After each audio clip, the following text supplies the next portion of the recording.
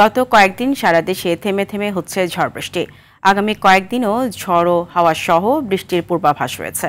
আবহাওয়ার এমন পরিস্থিতিতে ঈদ উল আজহা উদযাপনে শঙ্কায় রয়েছে দেশবাসী। তবে সুখবর দিয়েছে আবহাওয়া অফিস। ঈদ উল আজহার দিন ঢাকাসহ সারা দেশে তেমন বৃষ্টিপাতের সম্ভাবনা নেই। তবে চট্টগ্রাম, ময়মনসিংহ ও সিলেট বিভাগে হালকা বৃষ্টি হতে পারে।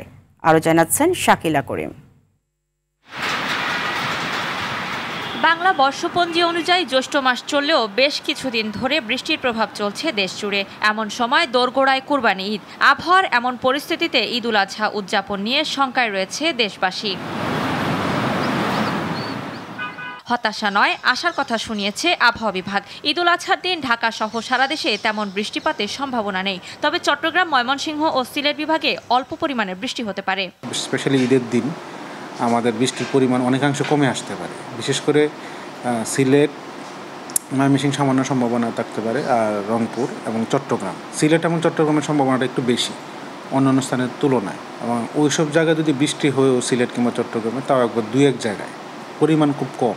ঈদের পরদিনও নেই বৃষ্টির সম্ভাবনা, তবে 11 জুন থেকে বৃষ্টির পরিমাণ বাড়তে পারে। বর্ষাকালে আমাদের সাধারণত হিটওয়েভ কম হয় বা তাপপ্রবাহ কম হয়, আর যদি বৃষ্টিপাত না থাকে ধরে নেন যে তাপপ্রবাহ চলে আসতে পারে।